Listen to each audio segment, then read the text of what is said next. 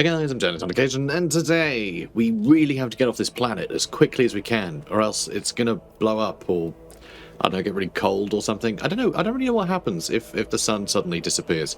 I don't really know what happens to the planet, but also I don't know what this game would think would happen to this planet because it's 40k, and let's be honest, physics is kind of irrelevant. You know, it's just what would be cool. But anyway, obviously we've got to get off the planet as quickly as possible, but we leveled up again, so we've got to sit here for 20 minutes and do that instead. So, how does this work now? Where are we? Okay, it's not going to tell me what happens. Do we go to archetypes? I pick a new one, do I? That's level 16. What level am I? I'm level 15. What? Okay, it's been mastered. So what? What do I do now? What? But we've leveled up. So what do I do? It says I'm level 15. Oh my god, is it saying that I'm level 16, but I haven't locked it in yet? Oh my god. This goddamn game. Okay, Vanguard. Unstoppable force on the front line, beacon for their allies, even when facing extremely heavy fire. Vanguard only grows stronger in the crucible of battle. Frontline leader, defensive support, temporary wounds, absorbing attacks, attack redirection. I mean, that all sounds pretty awesome, to be honest. Master Tactician. Always in the thick of battle. That's the same as the previous one. Okay. Using their leadership and combat prowess, Master Tacticians are able to harness the momentum of their party to enhance the combat effectiveness of their allies and themselves. Primary goal is scaling with party success, long-term single target buffs, momentum and versatility. And Grand Strategist, masters of battlefield positioning for themselves and their allies. The Grand Strategist is able to increase the battle effectiveness of their party by designating and strengthening important parts of the battlefield. Core focus, battlefield control, ally buffs, unique utility, and enemy debuffs. I think we give that to our navigator. That makes most sense. You know, being able to sort of think in very abstract ways, sort of plotting the battlefield. I think Vanguard. That's not really what we've been doing. We've got a sniper rifle right now, but I think this is what I want to do. I think this is what I want Blanche to be doing, is leading from the front. Even though largely what she's been doing so far is barking orders while picking off sort of key dangers to my men, which I think is kind of nice. Very sort of support role while leading. I think that is kind of cool. Master Tactician may be a good representation of what she's actually been doing, but yeah, I don't know. What do these do? Until the next turn, Vanguard attacks each enemy that attacks the Vanguard's allies in a 3-cell radius. I don't know. Maybe I do just go with Master Tactician instead. That does seem to represent what she's been doing. I can still do this while running in with a sword, right? So, select a 3x3 zone on the battlefield. All allies, including the Master Tactician, that have line of sight to any enemies inside the selected zone, make an immediate single attack against a random enemy within this zone that they can target with their weapons. Okay. And got to expand that even more. Until the beginning of the Master Tactician's next turn, all allies that attacked as part of the last volley suffer a -20 penalty to their ballistic skill and weapon skill, while the Master Tactician's fellowship is reduced by -40 until the end of combat. Alright, so there's literally something... Oh, it's a desperate measure, so yeah, okay. And now I have to find all of it again. Come on. Orchestrated Firestorm. Select a 3x3 zone. Everyone shoots in it, and there's no big debuff. Cool. Alright. Cool. Okay, well, yeah, I like it. Let's go Master Tactician. I think that does summarize our deal pretty well. And okay, we're choosing between our two, like, main things here. So, empowers the next attack to deal plus 4% additional damage at every stack of tactical advantage the Master Tactician has, and loses half of their stacks of tactical advantage rounded up. Okay. Or plus 1 stack of tactical advantage per every 5 momentum gained by the Master Tactician or their allies. The Master Tactician begins combat with the amount of tactical advantage stacks equal to their fellowship bonus. Okay. Wait, do I get both of these? Do I just get both of these, or am I picking one? Because it sounds like you need both of these. Because this is how you get Tactical advantage. So is that what this is? Yeah, I think. Okay, yeah, I just have both of those. Okay, cool. Christ, leveling up in this game. And now we need to learn... I still basically don't know how our abilities synergize anyway, because they're such a mess of like how they're, you know, explained and portrayed. It's the presentation is so bad, I've just been ignoring it. And now we have an entirely new layer of additional systems to learn as a result of all this stuff, which is wild. Okay, so he can also become a grand strategist. Bounty Hunter feels quite good for him. I don't think Assassin is really Pascal's bag. Master of identifying the slightest vulnerabilities of priority target, dispatching them by any means necessary. High damage, dodge reduction, threat elimination, hit run. No, I think Bounty Hunter. It's a bit more bombastic, which I think fits Pascal a little bit better. Methodical killers who leave trails of dead bodies in their wake. Bounty hunter chooses their next target before the previous one has even realised it's dead. Critical hit, defense reduction, killing priority targets, and repositioning. That all sounds good. What does Wild Hunt do then? Simultaneously make several attacks. Number of the attacks is equal to the number of prey in combat. These attacks are equally divided among all prey in the bounty hunter's line of sight. The attacks always hit and score critical hits. Whenever a bounty hunter kills a target marked as prey... Okay, it just says what it does if something is marked, not how that happened. Oh my god, you've got to read just an entire rulebook for any of these things to make sense. Bounty hunter, cool, done. I love bounty hunter. Bounty hunter's real cool, brilliant. Okay, bounty hunter may mark any enemy as prey whenever a bounty hunter kills a target. Okay, how does it mark things as prey? I don't know. Never mind. This guy... Arch Militant might be a good one for him. Because, you know, it sounds cool. He's a formidable master of warfare, able to blend various weapons and styles mid-combat, be it melee, ranged, or anything in between. Arch Militant is the best at it and becomes stronger and stronger with each second in battle. Versatility, large area attacks, personal buffs, weapon set, rotation, crowd control.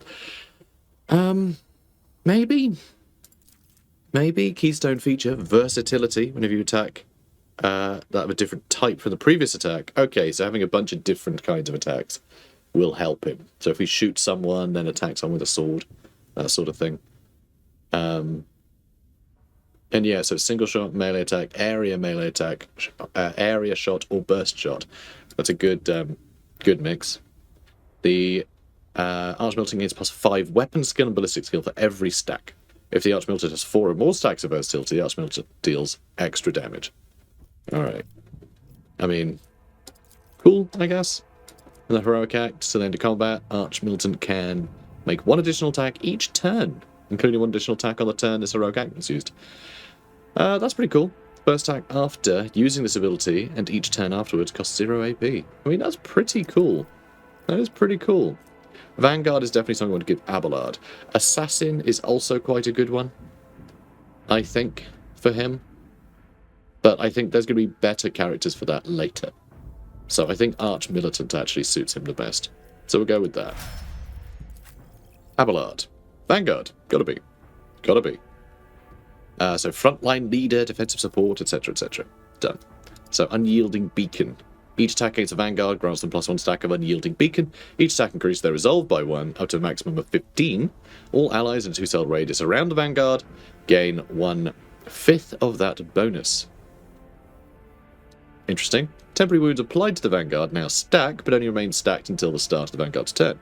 At the start of their turn, the remaining temporary wounds are reduced to the largest amount granted by 1 applied effect. If the remaining number of temporary... Oh, fine, whatever. Sounds great.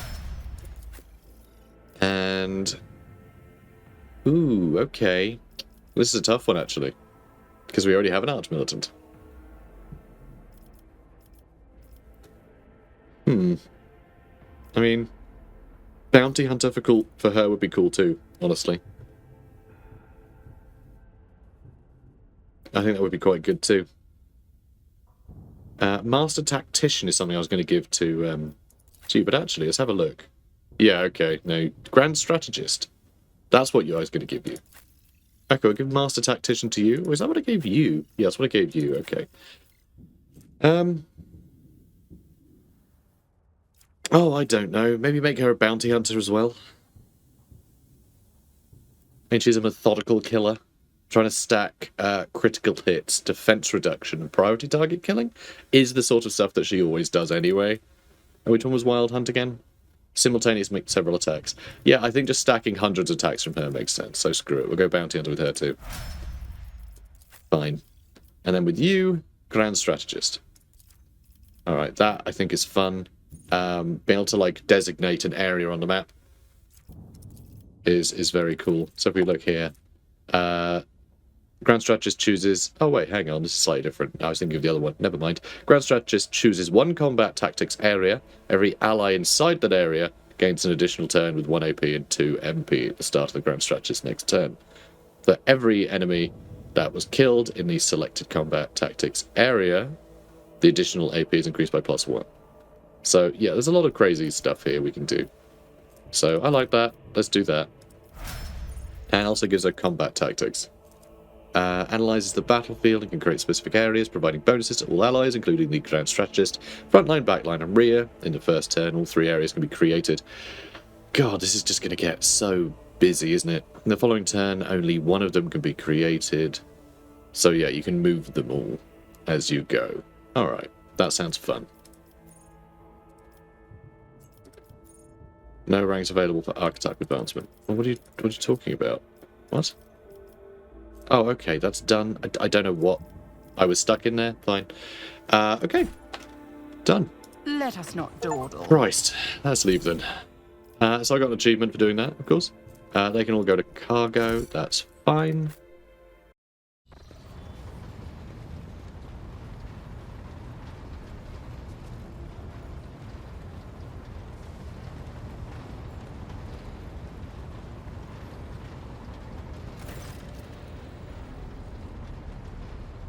Thanks to the Emperor, you are alive, your ladyship.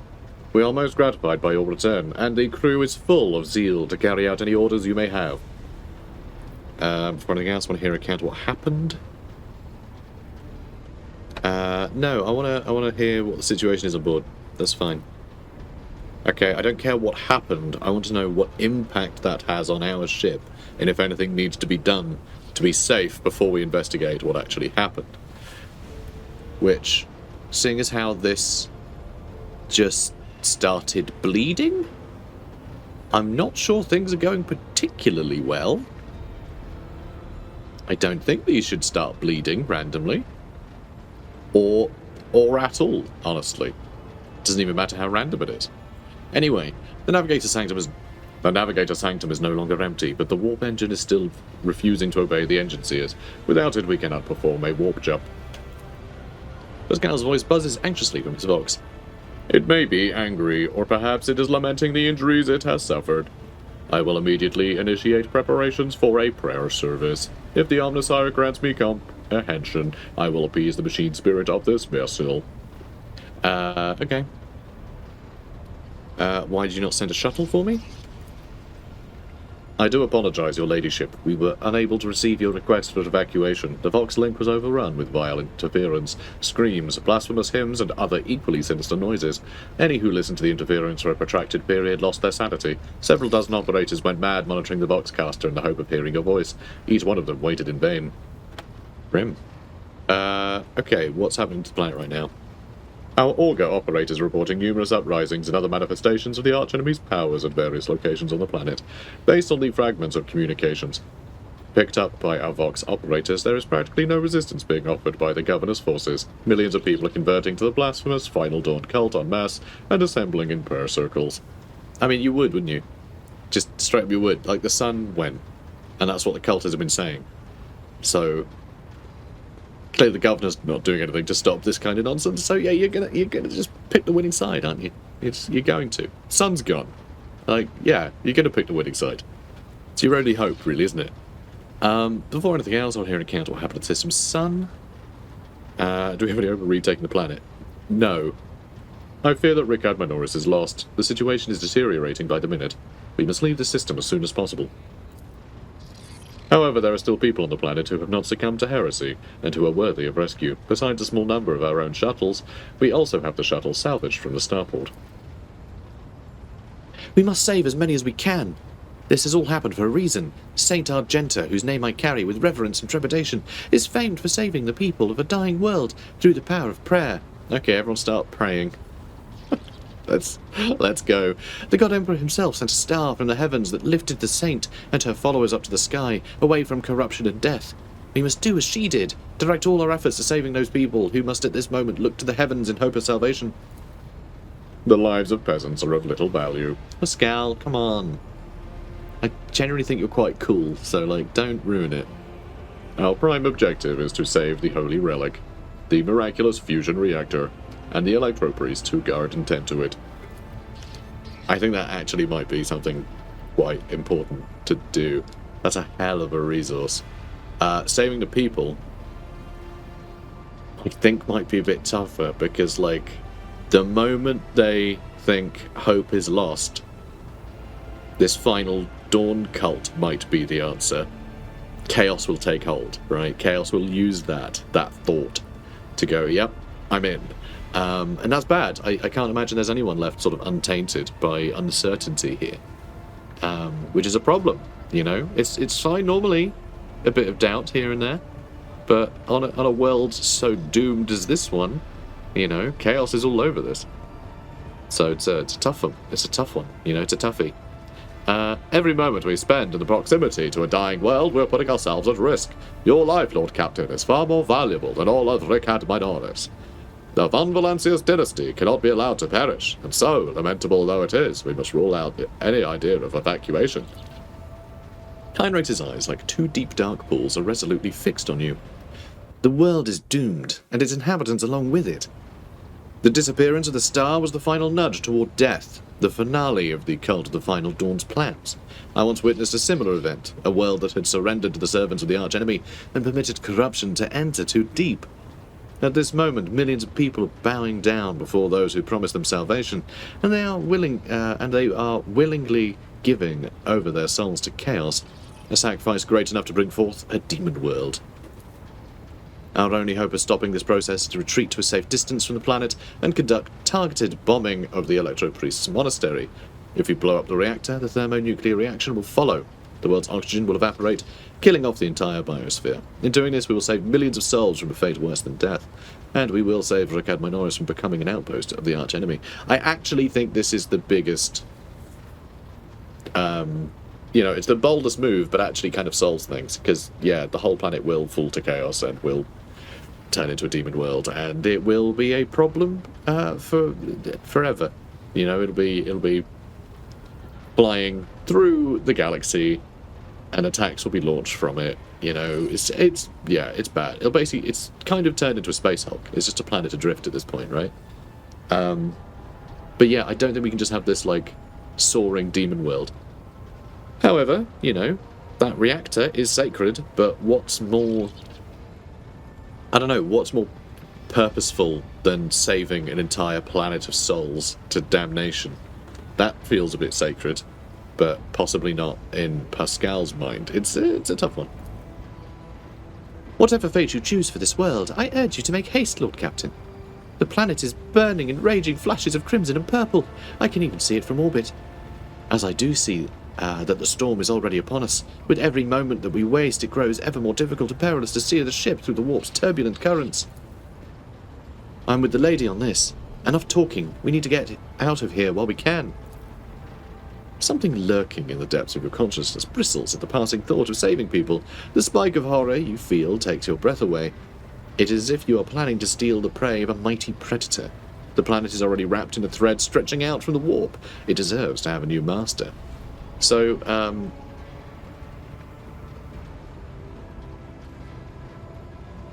yeah, so I think the thing here is that we have to keep in mind that souls exist and are like a real thing. Destroying this planet before all those souls are taken is actually a way to save these people. Just like bringing them up to our ship, you know, seems like that. I think that's just a way to bring chaos onto our ship and doom everybody. So I think that's tough. I think saving their souls is the easiest decision here. It's like, well, we're still saving them. You know, it's an easy out for us morally.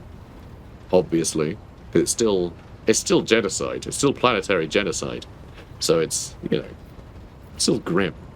But yeah, set an optimal course and carry out an orbital strike on the Electro Priest Monastery. I think we have to.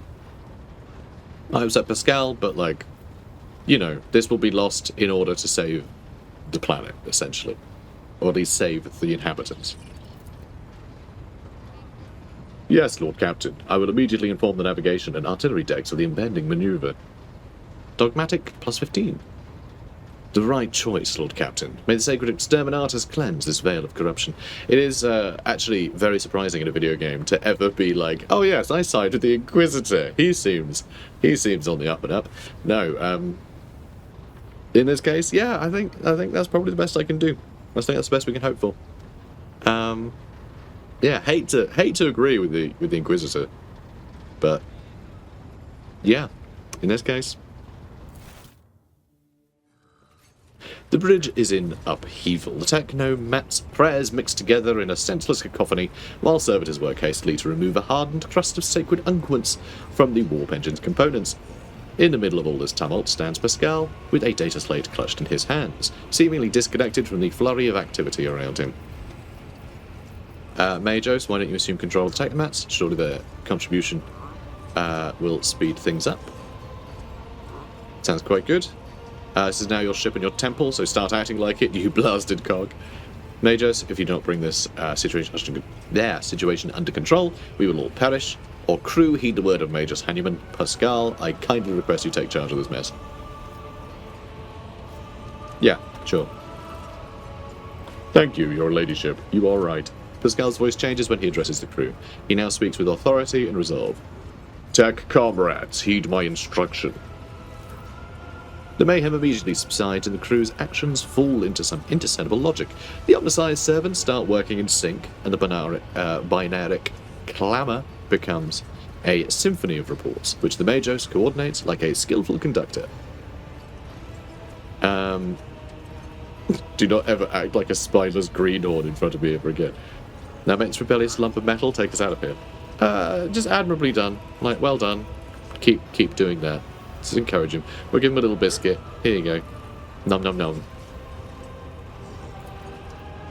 The Omnisire guides me. The prayers of the tech priests around the cogitator almost drown out the sounds of the bustling bridge behind you. Pascal, poring intently over the data slate in his hands, extends a mechadendrite towards you.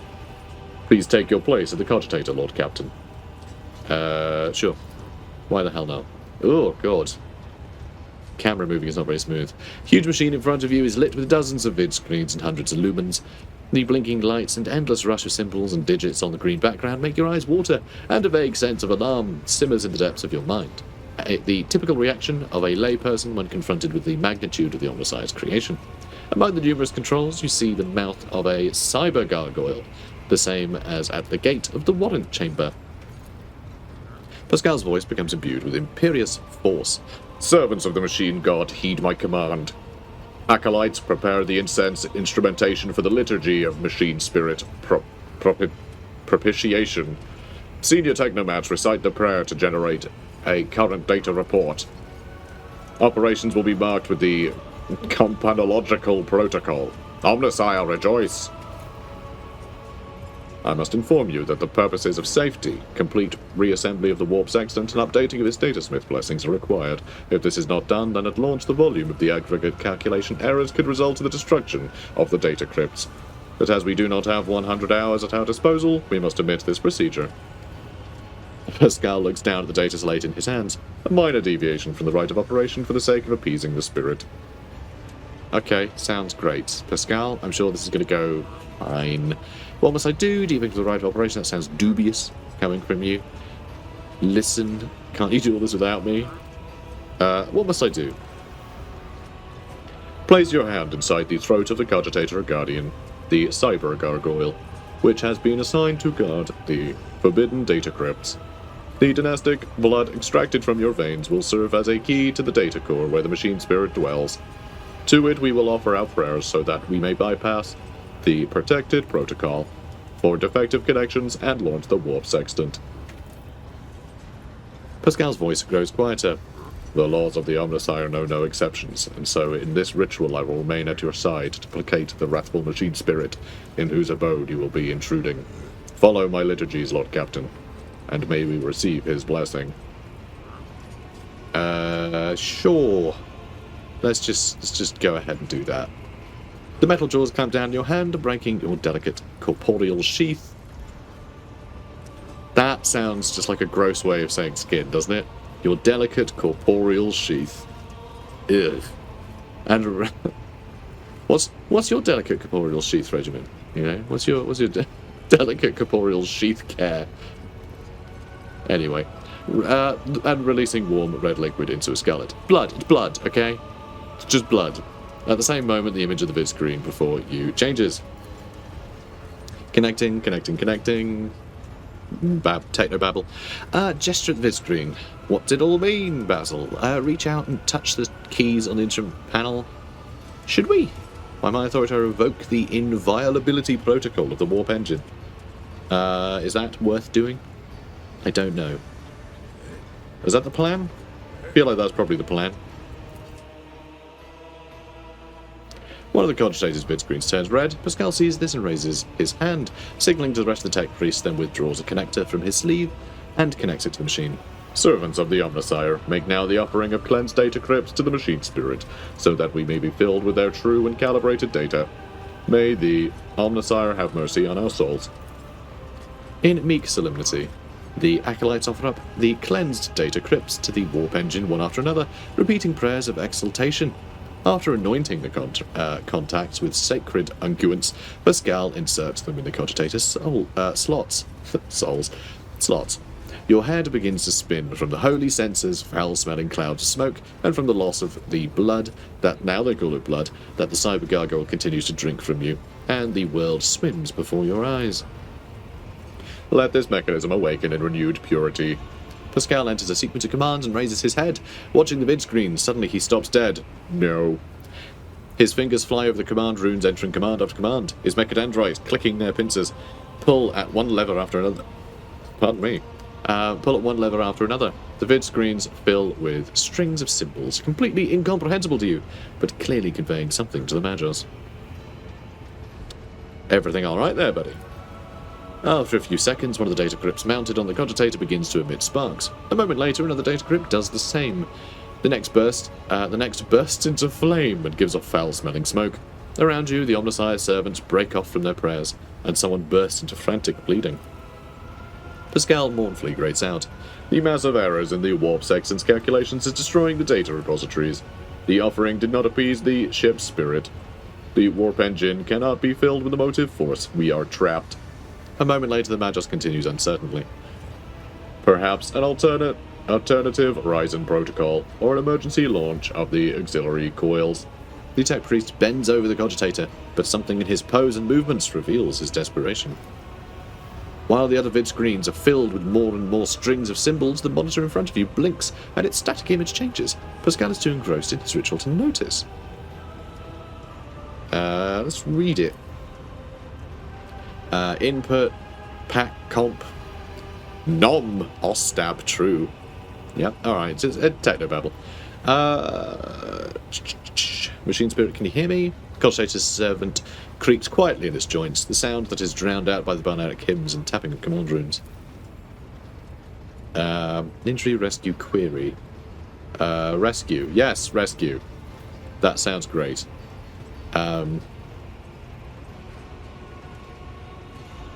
I know, I almost feel like we should play into the ludicrous biblical lark. Though,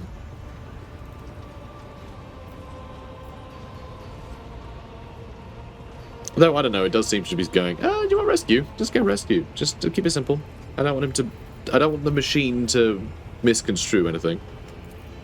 Pascal turns to you. Lord Captain, the excessive motion in your command will render it unintelligible to...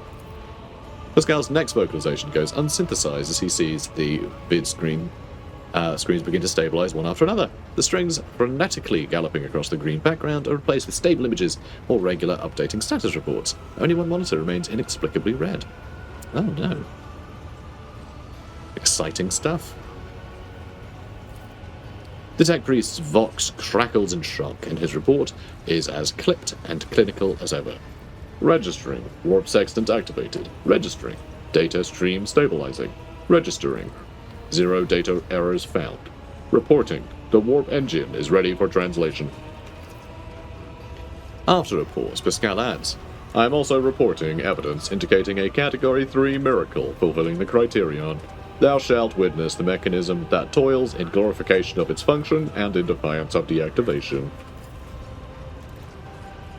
Lord Captain, Ravel here. The crew's almost finished carrying out the orders given earlier, and I've just received confirmation that the engineering halls. From the engineering halls. Whatever, it's been a long day. I don't know what you did, but the warp engine's up and raring to go. We're ready to begin the translation to the warp, your ladyship. Okay, I wish my ladyship to go to warp. Contact Ravel. Lord Captain speaking. I give the order to commence translation to the warp. Make it so. Waiting for you to ascend the captain's throne, Lord Captain. May the Emperor protect us. Okay, someone bring me some blood. I need a top-up.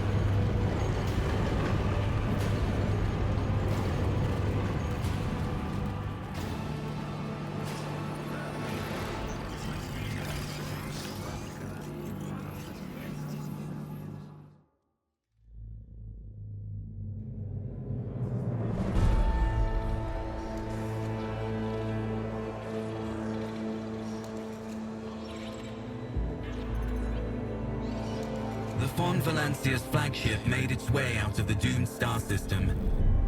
As the void shift plunged deeper into the Corona's expanse, the rogue trader's subjects bid a formal farewell to the late head of the dynasty, Theodora von Valancius.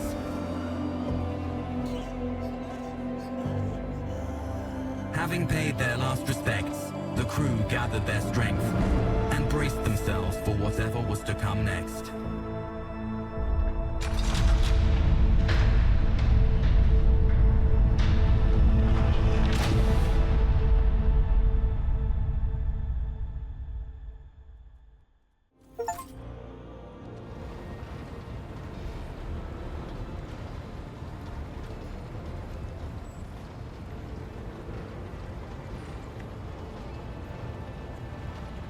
Alright, job done. Yeah, pretty grim having to destroy a planet, but hopefully we saved a lot of people. You know, in the abstract. Though it makes me wonder, maybe, right, because they were trying to blow up the power station in the first place? Only to realise, like, oh, actually, no, the final dawn isn't like, oh, well, they had one final dawn before death, and, well, the final dawn, because dawn is referring to the sun went, whatever. Maybe the final dawn was us, you know, destroying the planet. Maybe that is what the final dawn was, and we actually fulfilled some criteria for Tzeentch's machinations. Interesting thought, isn't it? It's generally a bit of a cop-out for Warhammer books, which I'm fine with. It's basically like, oh, if the good guys lose, is because Tzeentch, you know, Tzeentch wanted you to. But if you win, that was also because, you know, Tzeentch wanted you to. So, haha, he got you.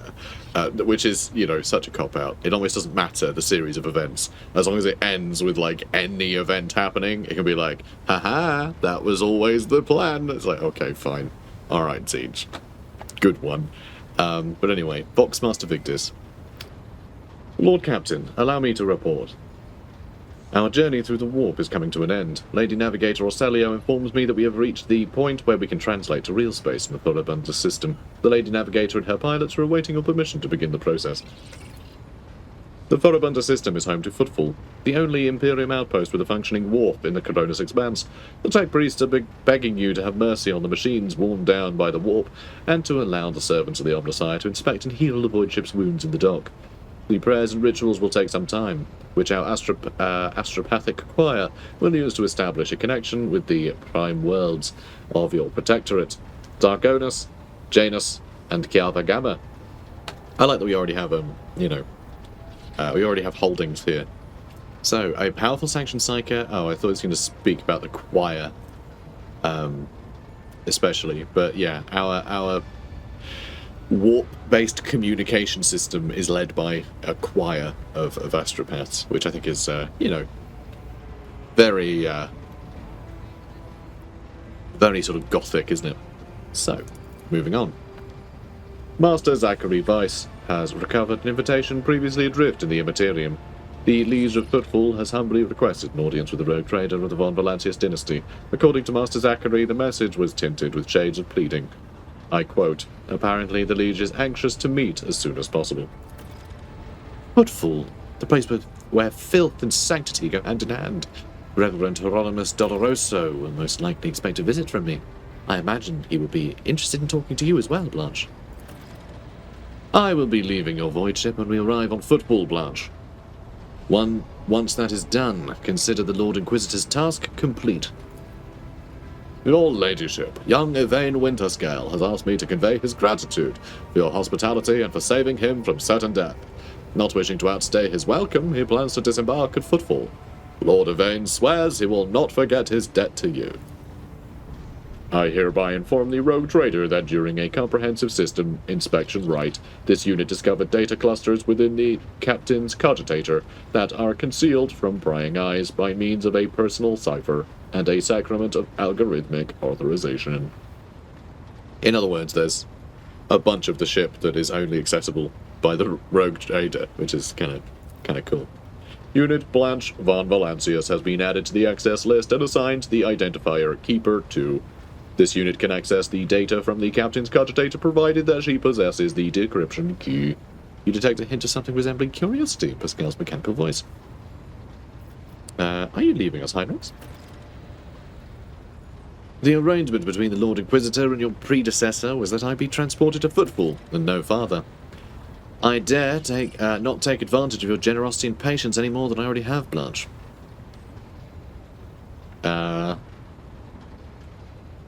I hope we meet again. True servants of the Emperor are always welcome aboard my ship. Finally, my benevolence and patience are both about to run out. No, we could use skill fighters. Yeah, let's see if he's keen. Thank you for offer, but I must decline. I'm afraid my duty to the Golden Throne comes before everything else. Alright. Argenta, who's this Reverend Hieronymus? Doloroso. Who wants to talk to me? He's the head of the Drusian mission on Footfall and one of the most prominent clergymen in the sector. Paying him a visit is the good thing for any loyal servant of the Emperor to do. I assisted his mission before I joined Lady Theodora on her voyage. I need his blessing to accompany the new rogue trader of the Von Valancius dynasty. If you wish to have me aboard your void ship, I request we meet with the Reverend Hieronymus. Well, if we never meet him, then he can't say no. Crafty. Vigdis, tell me more about the system. Furibundus is valuable due to its close proximity to the Maw, the gateway to the Imperium. The system is mostly known for Footfall, the main base of merchants, privateers, and rogue traders traversing the Coronis Expanse. Additionally, the star itself is orbited by an Adeptus Mechanica station, which is off limits to outsiders. Alter Templum Calixis Ext 17. I had the honor of tending to this shrine for a few thousand cycles. I suggest you abstain from visiting it, as most tech comrades at the station are engaged in meditative calculations that should not be interrupted. Okay. No one asked you, Pascal. For sure. Abelard, know anything about the Legion of Footfall? Vladame Takora is a very peculiar young man. Considering your upcoming conversation, a baptism of fire. What is this voice? I'm not doing his voice properly. I'm sounding like a game show host. That's not what I was going for. Well, not a game show host. You know, the one that just sort of introduces all the You know, all the contestants. You know, Susan, come on down. You know, that kind of vibe. I'm doing that now for some reason. Anyway, appointee of the Casa Basilica mission, the largest robber baron crime syndicate of the Calixis sector. They specialise in the cold trade, buying and selling all kinds of Xenos rubbish. Alright. Footfall was previously run by a liege who did business with several criminal factions at once, but he suffered an accident. The reins of power were picked up from Vladimir Tokoro, whose appointment benefits not only the Cas Balika, but also their most powerful ally in the Corrodus Expanse, rogue trader Kalijos Metascale. Vladim is a slippery yet very cautious fellow. He does not usually beat around the bush and does not play mind games. Perhaps more importantly, he is no fool. Fools do not rise this high in the Casbalican hierarchy. Keep all this in mind. You're a rogue trader. You stand above him in status and wield considerable power. Having said that, history has seen cases where Casbalican barons cross swords with rogue traders and emerge victorious. Do not forget that, and remain vigilant. The Casbalica, vile tech thieves. Pascal's vox barks out the last word like a profanity. Okay. Yeah, let's go. I mean, all the rest of the stuff is fine. We'll find out more things about it when we land. I mean, what next? Probably go see our holdings, right? But we need to repair up. We have plenty of time to plan our next moves, don't we? So, yeah, let's see. Let's see what's coming up. All right, let's do that. As soon as we solve the issues plaguing the ship and establish contact with the key worlds of your protectorate, the time will come for your Magni Accessio, the official ceremony of donning the mantle of the rogue trader. It is mostly a formality at this point. You already possess all the privileges granted by the warrant, and yet it is a major milestone in your personal history. The moment your name graces the list of heads of the von Valancius dynasty, we are all looking forward to that day, Lord Captain. Alright, tell Navigator we're good to go.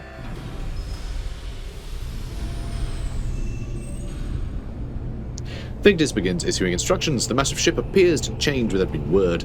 The bridge is set in motion as hundreds of people start to prepare for the shift to real space, and measured chanting fills the corridors to safeguard the vessel and its crews. Vigdis turns to you again. One more thing, Lord Captain. No one at the station knows about Lady Theodora's demise and you inheriting the title. Liege Takora will be informed. It is required so that we can use the dock, and besides, he is expecting a personal audience with the rogue trader. He will not meet with an unknown person of unclear standing. However, there is still the matter of announcing your arrival. You can either arrive on the station with the proper pomp and ceremony, or choose to visit it incognito. We're going to go with pomp. I don't want anyone to think that, like, I don't know, I don't want anyone to think that I'm hiding anything. And I also don't want anyone to think that I'm weak.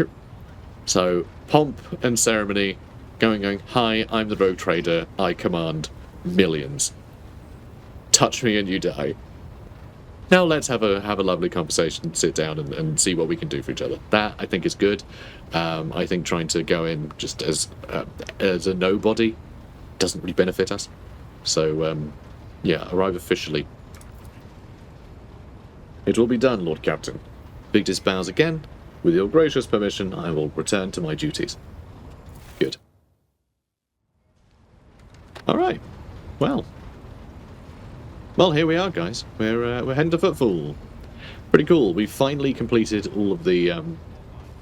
We got to where we got to, basically, at the end of the beta, which is nice. Not that it was the end of the beta, as much as we played of it. Now we're up to where we started the alpha, which I didn't really play much of, and it was over a year ago now, so I don't remember any of it, really. I think there was